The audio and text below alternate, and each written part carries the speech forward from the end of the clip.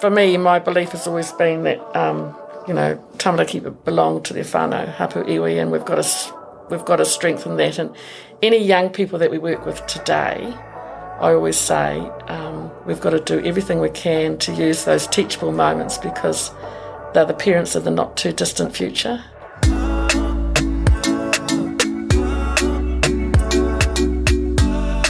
This podcast is proudly supported by the Ōtara Network Action Committee, ōNAC Community-Owned, Community-Driven and Community-Led. It's 2023. It's going to be a great year, and I'm really excited to be sitting here in our studio again with Will behind the camera.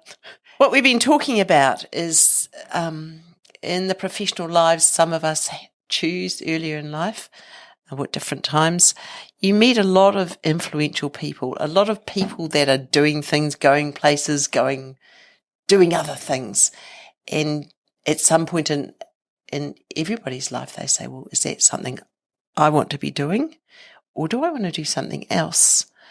What does winning look like? How do you win? What does win feel like? And for me, winning is about that drive to make a difference, a drive to create opportunities for this community at Ōtara, the drive to do whatever it takes. And I think that's the bottom line. So sometimes amongst all those influential people, you meet people that you'll call friend. And today it's my honour to introduce you to one of those people I call friend, who I met actually in a paddock camping, as you meet all the best people. But it just turns out she's got a really interesting job as well. I'll let her talk to you about that. But I guess that the gift that is podcasting for me has been that opportunity to bring people from the other side into our studio so they can see what we do through our eyes. And that's a really amazing opportunity, and that feels like a win for me. So I'm going to say, see you on the other side. Sharon Thom's going to be with us. Sharon's got an amazing job at OT, where she has given her whole professional career, and she's going to tell you about the highs and lows of that, and also about where she's going in the future. Sharon, it's I guess part of the dream that we've been talking about here, about capturing, right? What about the amazing people in our lives that we could bring into the studio and start having conversations? And we've had, thousands of hours of conversations, I suppose, after it must be 20 years now. Just 20 years, isn't it? Nearly. I was thinking, my son is 27, and I think I started coming up camping with you when he was only about 4. Yeah. So, yeah, quite a few years I've known you. It's a few. So just for our audience, Sharon and I have had the delight of building a friendship camping in the paddock. And no, you can't get on the Facebook page because it's a closed one. But camping in the paddock on our family land in the far north over nearly 20 years. And it's just been such an honour. We've done many games of every parlour game you can imagine, including dress-ups, and walking in the morning, checking out the local livestock on the relatives' farms, but making sure we kept our heart rates up. And so to meet you in really a more professional setting, but inviting you to our place, is pretty exciting. So maybe to kick that off, and we'll firmly plant ourselves in Ōtara. The name of our whare you'd have seen when you walked in is We Ōtara, and that was to recognise and I guess honour the Taramainuku. So I didn't know too much about Taramainuku when I first came here. But Taramainuku, there were 2 of them. The first one was the taniwha, and he created the awa out the back here to create an awa for the tainui to cross when they came in their waka. And I made a very rude joke about that the other day, which I won't do for a broader audience. Not that most of us are from Northland. Anyway, but the next Taramainuku was a rangatira the rangatira, and so that's where the Tara, Te Puki Ōtara, We Ōtara, we all are named for him. So that anchors you back here, back on East Tāmaki Road in the 60s. Do you want to tell us about what it was like growing up in Ōtara? Sure, and look, thank you for the opportunity. And so, kia ora koutou, I'm Sharon Thom. I've lived in Ōtara for many years. So my first memory of coming to Ōtara was that I was born in Ngākuru in Rotorua and lived on a farm down there with my parents until I was about 5. Started school in a little Ngākuru school, but because of issues to do with the family farm and things, my father decided that we would move to Auckland for some work. So we moved up here in the early 60s. We stayed in Pukekohe at my mother's house there for 6 months while our house was built, and moved into East Tāmaki Road, corner of Hills and East Tāmaki Road, actually. Drive past it on a regular basis. In those days, you know, we built our house, but we built it, we cashed it, you know, my parents cashed in the family benefit, which is what you did in those days to find a deposit for a house. And East Tāmaki Road was actually a gravel road, and there was a ditch out the front, and I always remember having to jump the ditch to wait for the school bus. But it was a gravel road, and when we first moved there, we couldn't go to school locally because there were no local schools. So East Tāmaki Road was gravel? It was a gravel road, and all of the area beyond that was just farms. And I can talk remember this. Yeah, I was saying just later.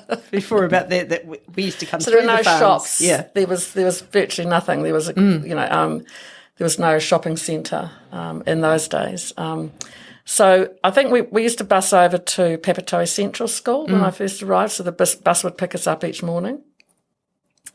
But that was probably only about 6 months. So before we go there, we were looking at some photos just earlier. Can you point yourself out in your year 1 photo? So that was a picture of myself in Papatoe Central School. So I'm on the end there. Yeah. Can we do a zoom on that camera? And the other thing is that there's a number of other kids in there that I still know now who lived in Ōtara and who I went to school right through my sort of early years with. So there's people I'd recognise, but I won't mention their names because they might not appreciate it. But that's amazing, isn't it? I mean, it's such... Yeah. So that was about the first 6 months or so, and then East Tāmaki Primary opened up, and that photo there is that's the first school photo I have from East Tāmaki Primary. Back in, what year does that say? 1962. Wow. Makes me feel old. So I started school in East Tāmaki Primary along with my oldest sister and my younger brother. And then leaving East Tāmaki Primary, I went to school at Beards Intermediate, which existed back then, but I don't think exists anymore. No, I think it's got a different name. It's a full primary, yeah. Beards Main Freight, they call it, yeah. That's right.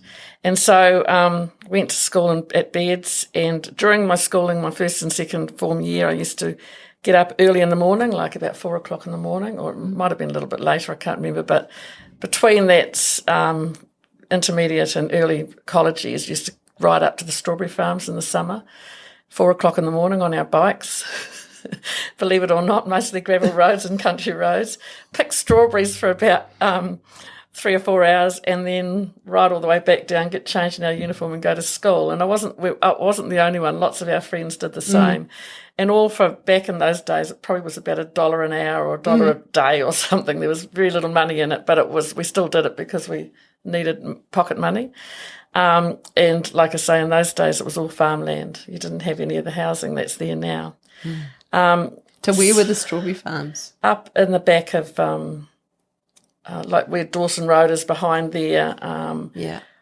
Sort of Flatbush Road. Flatbush Way, yeah. Okay. So that would be all volcanic from Te Puki Ōtara. Wow. Yeah, so.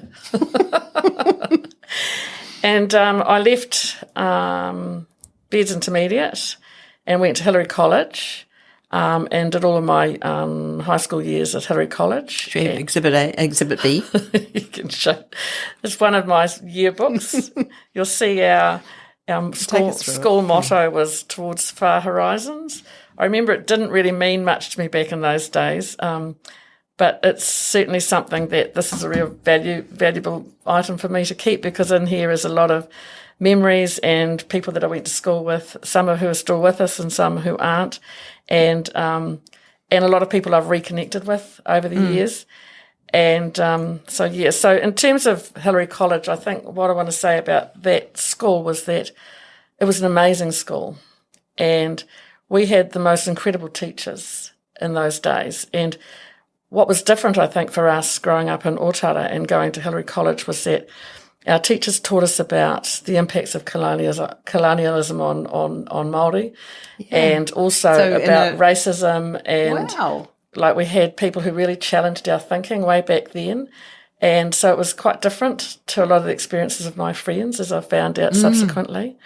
So who were some of the key staff? Key staff, one was Ed Mitchell, Warren Lindbergh, who went on to manage the AIDS Foundation, I think, but he was my history teacher. Bernard Gadd was English teacher, but Anne Dunphy. Anne Dunphy went on to be the principal of, I think it was Onehunga High or One Tree Hill College. I can't remember what they call it now. Penrose High. Penrose High in the olden days. She must have been after Murray Prince. Yeah. Wow. So just that we had amazing teachers, and recently I reconnected with them at a book launch that one of my friends had written, and it was amazing to see Anne Dunphy and Warren Lindbergh after all those years, and they haven't changed a bit. It doesn't look like they've changed a bit, but great to sort of meet them as people rather than as a student-teacher relationship. It's been really great. So memories of Hillary College, I mean, I think I got every opportunity to build on the strengths I had. I was quite an academic achiever, so I used to be, quite bright and win prizes and things like that, which was great for me. I do remember doing a speech in the sixth form about Kirita Kanoa and winning the sixth form speech cup, which was very exciting. What were your insights on Dame Kiri? What was more because she was a singer and she was had done so well. Because the other part of my story is that although we weren't wealthy by any means, and we struggled as a family on one income. My dad was working at the freezing works when we first came up to Ōtara, and obviously paying off the house. And Mum wasn't working, looking after us initially, and so single income. There wasn't a lot of money to go around. Certainly remember having one pair of shoes that you wore summer and winter, and that you'd only got replaced once they got so many holes in them that they had to be replaced. No shoe warehouse in those days, or number one shoes. Yeah. And, we never went without food and the basics, but we didn't have a lot of the luxuries in life, I guess. And but my mum had a really strong view that she needed to develop our strengths. So when she started working as a teacher aide and various other roles, she would pay for our singing, piano, ballet lessons, and which was great. But all I ever wanted to be was a marching girl. And I wasn't allowed to be a marching girl. I don't know why. Somehow that was seen as not the done thing. But all of those experiences, particularly I learnt singing from Sister Mary Leo in the early days along with my sister. So that was my... Did you go into town for that? Yes, we used to bus into St Mary's wow, why for our lessons. You'd be a real Catholic. Used to go in there once a week for our lessons on the bus, and then catch the bus home afterwards. With in those days it was the 6 o'clock swill, so you had all the people who had been at the bars getting on the bus on the way home and having to deal with people who had had a bit too much to drink and things. And then I think sometimes Dad would come and pick us up as well. But so that was why I was interested in Kirita Kanoa, was because I learnt singing. So what did you do with your singing? Well, I sort of didn't. I mean, I can still sing. I won't sing. I know. I've been there. I can sing. And no, I became a teacher. So I'll talk about that in a minute. But and teaching is talking all day. And so singing, carrying on with my singing wasn't for me. But my sister has gone on. She still is a singer, and she's lived in London and has been in shows and things like that. So she's carried that on, but I chose that wasn't my path in life. So, yeah, that's that. So I left school with my School C and university entrance, and I was only 16 at the time. The reason being that when I when I got to at East Tamaki Primary, at one point they accelerated me at upper class, which was good in a way but bad in another, because you're then with older kids and you're the youngest in the class. And so when I left school at 16 and tried to become a teacher and go to training college, they told me I was too young and I needed to wait another year and come back a year later. She's supposed to be 17 apparently. To start, yeah. Something like that. Anyway, they did then come back to me and say that they, after the interview, that they would accept me given my levels of maturity. Don't know about that. And so I went to Auckland Teachers Training College for 3 years in Epsom, and it was great because I met up with one of my very best friends from intermediate school who had gone off to Papatoe High School, and she and I reunited then and became the best of buddies. And how wonderful. She was from Ōtara as well, so we used to travel through to training college in her little orange VW, you can imagine, in the day, in the 70s. Well, and lots of fun was had. And in those days on about $40 a week or something, which, at least you got paid when you went to training college. And so I became a teacher. I taught in Papakura for a year. Then I taught in Howick for a couple of years at Ōtara Primary School. And then came back to Ōtara and started teaching in schools in Ōtara. So I taught in Rongamai Primary, Dawson Primary, and later on at Mayfield Primary.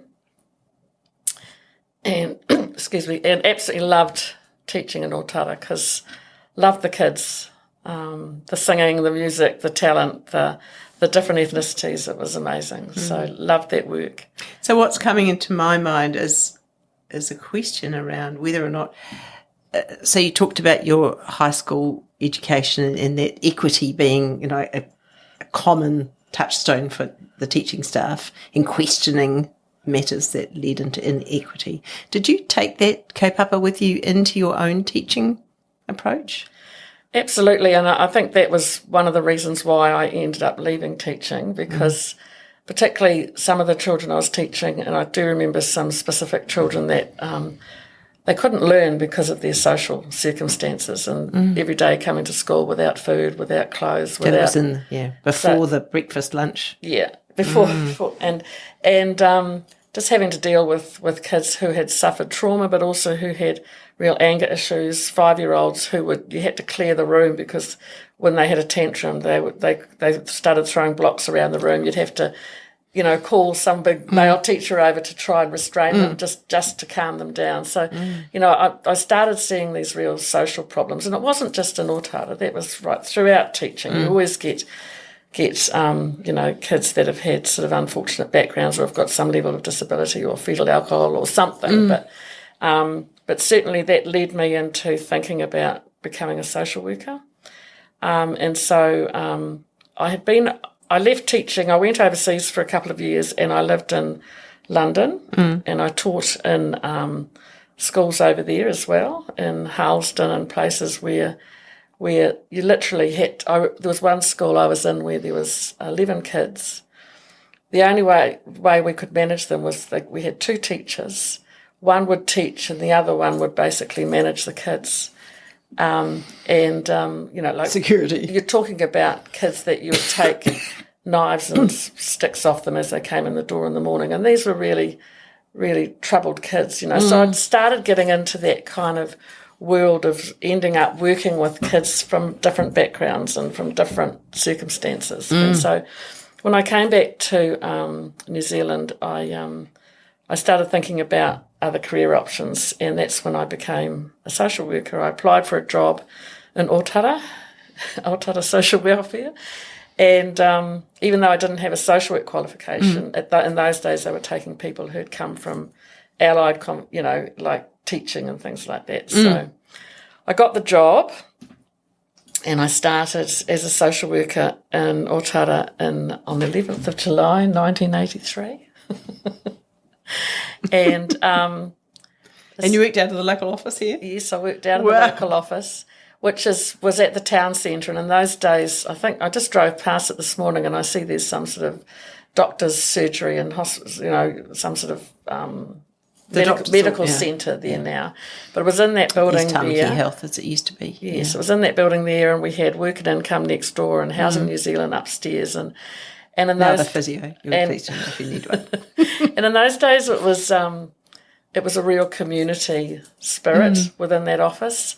I think that's what we're trying to get back to a bit now. So I started as a social worker. I didn't really probably fully understand the implications of being a social worker, particularly when it came to actually having to get involved with really serious cases where children needed to come out of their home situation and things. And it was really heartbreaking. And I remember very early on going out and having to pick children up and just the kind of realising the power that you carry and also the hurt that they suffer and the responsibility. But for me, it was about, my belief about tamariki deserving to feel safe and loved and have everything that, that all children deserve. So, and that's been my kind of commitment for the last 40 years, because next year in July it'll be 40 years since, congratulations. Since I joined. Wow.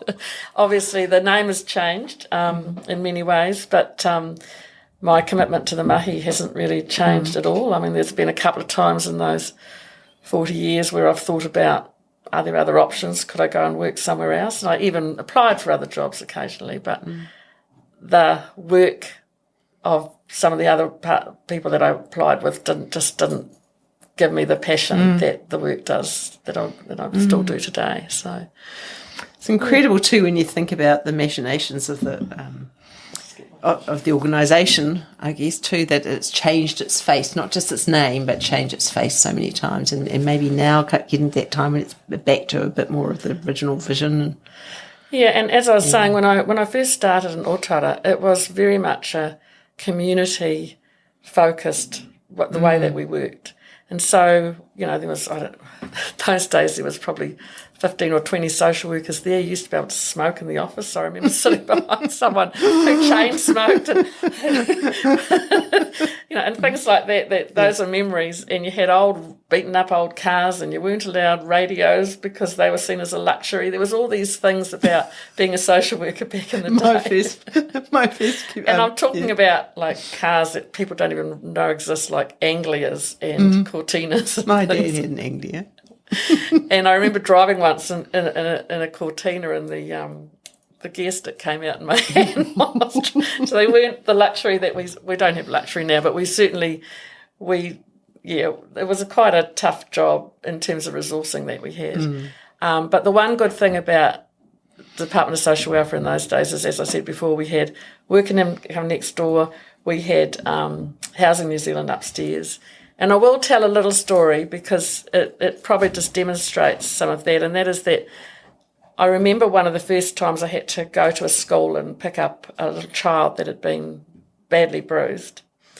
And the power of that was that I went back to East Tamaki Primary, where I'd been to school, and suddenly found myself as an adult going in there as a social worker and walking out with this little girl, holding her hand and putting her into my car and taking her to be medically checked and all the rest of it. And she was pretty badly hurt, and couldn't go home that night.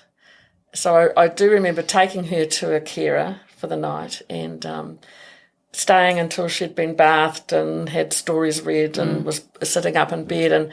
And what was really telling for me was that night when I was sort of saying, I'll come back and see you tomorrow. All she wanted to know was when was she going to go home? When was she going to go and see her mum? And so that kind of was real powerful for me, that, it doesn't matter what happens for these kids, they need to be with their whānau, and we need to make them safe within their whānau.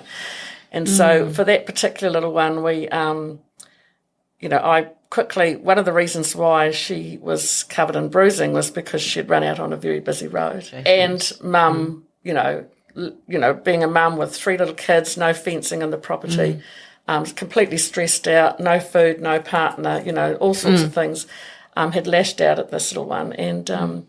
And so basically my mission was to kind of make things right. But in those days you could. So you know what I mean? Like I wanted to return her home. But you could do that. So I went up to Housing New Zealand and said, right, they need a fence on that property at blah, blah, blah. And within a couple of days, a fence was up. You know, those sorts of things happened back then. You know, what's happening with her benefit? You know, she needs more money. She's got no food in the house and rah, rah, rah. So you just get all that happening. And I do remember calling the whānau together and having a whānau meeting. And within a few days, Grandma moved in, the fence was up. You know, we'd pulled together all sorts of resources and that little girl went home. So did you have a checklist that you went through? Have we covered this? Have we covered that? Or that was all just from your... No, it was always what are the stresses? You know, you do an assessment to say, well, what are the things that is leading to this child being unsafe or harmed? And so then you just, you know, you'd work through and obviously they'd have to be medically checked out and all those sorts of things. And, you know, but you didn't always have to go towards prosecution or anything like that, and you took a much more of a community approach. But I have to say that over the years, a lot of that changed, and I think that a lot of the work has become a little bit more challenging because it hasn't got that community focus. We're working back towards that now, you know, but it's just, for me, my belief has always been that, you know, tamariki belong to their whānau, hapu iwi, and we've got to strengthen that. And any young people that we work with today, I always say we've got to do everything we can to use those teachable moments because they're the parents of the not-too-distant future. Oh, yes. You know, so that's really, really important to me. And when I think that I work for Oranga Tamariki, I'm proud of working for Oranga Tamariki. As I said, I've worked there for 40 years. I know that we don't always get it right, but in the context of the work that we do, where we receive around 150,000 reports of concern across the country every year, you know, it's hard work to determine and make judgments about which kids, you know, we need to intervene with or not. I think, I mean, there are two things that come to mind as you're talking about that.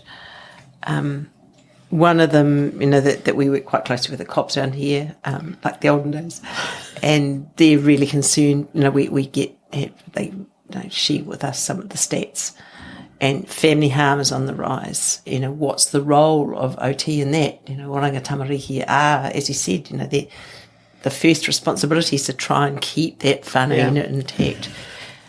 Yeah. No, we work very closely with the police and other agencies, obviously. And so my role now, I mean, I guess just in terms of my career journey, I was a social worker in Ōtara for 5 years. And then I went over to the North Shore to get married. My career lasted longer than my marriage did, but never mind. I didn't even know that you had a husband back in the closet. I'll tell you that over drinks one night. On a long walk. So then I was a social worker over in Takapuna in the North Shore, and then I went back to do my qualification, and then I went to Grey Lynn and worked in youth justice as well for a little while, and so about 20 years ago, halfway through my career, I became a leader or a manager. Probably if you'd talked to me in the early stages of my career, I was still quite shy. Still quite quiet. I know that's hard to believe, but not very assertive, and probably in some ways still had some self-esteem issues, and some of that came from coming from Ōtara and the way people treated you and looked at you, and I used to, in the early days, not say that I came from Ōtara. That changed along the way, and now I'm proud to say that I come from Ōtara, and in fact my kids call me an Ōtara-rian, which is quite funny. So I did that. Now, my first management role was at Royal Oak, and suddenly I got a manager's job. I was acting for a little while elsewhere in Takapuna first, and then I was appointed as a manager. And I guess for me that was a really important part of my life because I realised that actually people were prepared to follow me, and I had real leadership skills, and I hadn't realised I had them. You know, like could have asked us until that time.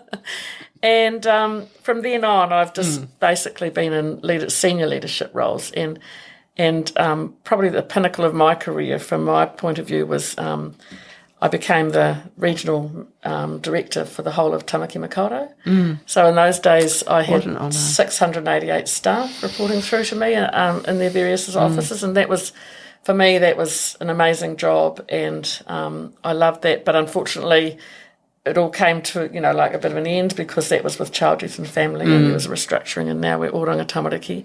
But throughout that process, I became a general manager, so I'm now a general manager of specialist services. So my work now takes me off to the side of, I'm not involved in as much of the front line. My teams support the tamariki and their journey, so I have psychologists and therapists who work with children who have come from violent and turbulent backgrounds to heal them and help them through that. And I also have disability specialists who work with young people who have got all manner of disabilities, who for some reason come to our attention, whether that's because they need care or whether because parents can't cope, so we get in there and support them.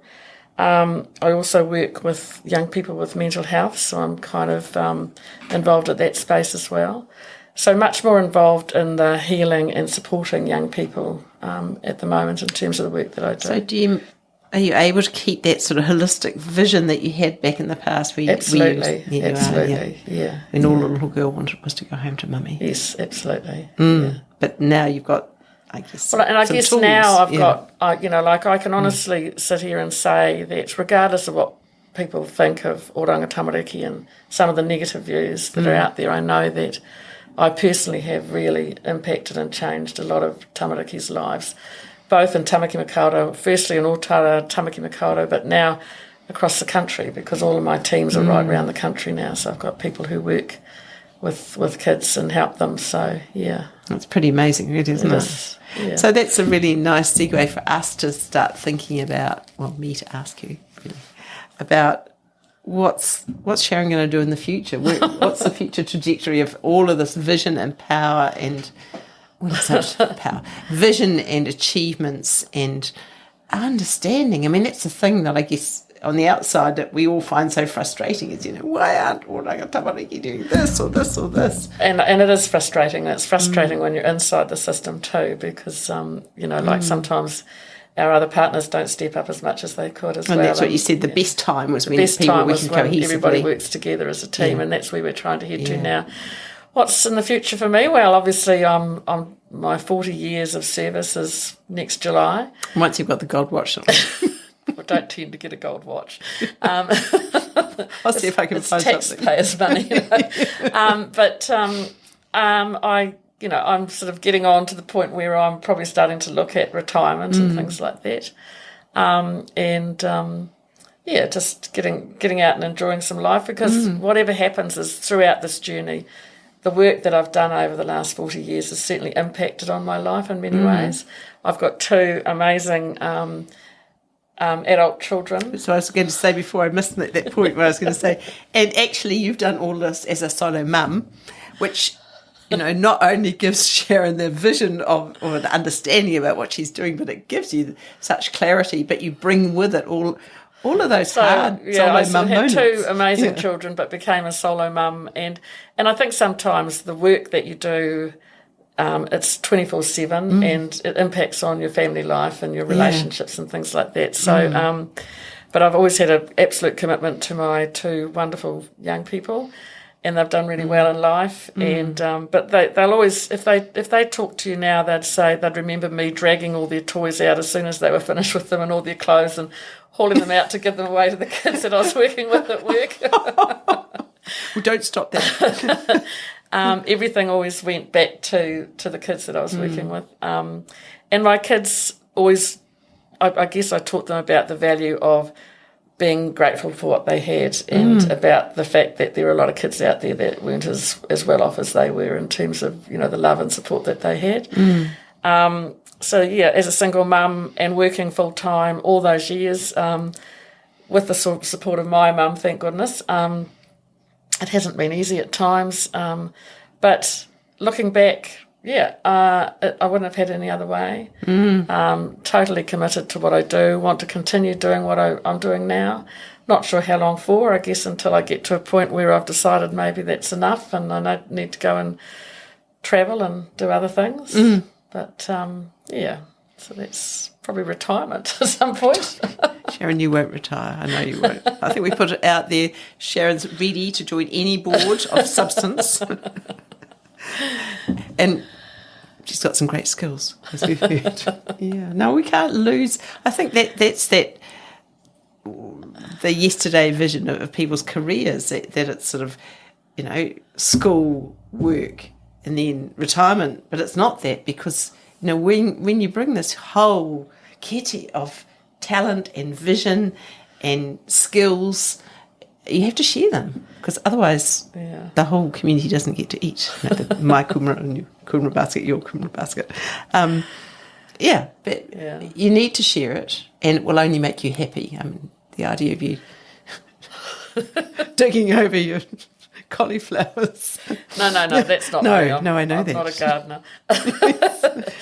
No, I'll probably always do something. But in terms of my career journey, I'm not saying I'm leaving just yet. I still think I've got some years ahead of me.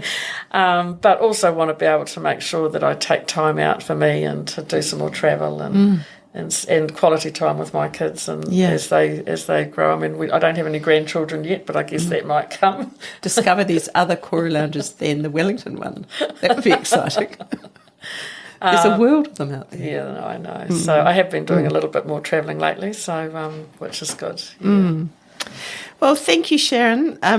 As I commented a couple of weeks ago, that opportunity to sit down and do that whole retrospective thing, where did the person that I know today come from, and have that 30 minutes to talk about it, is such a privilege. And, coming out to spend time with us, let me show you our hut.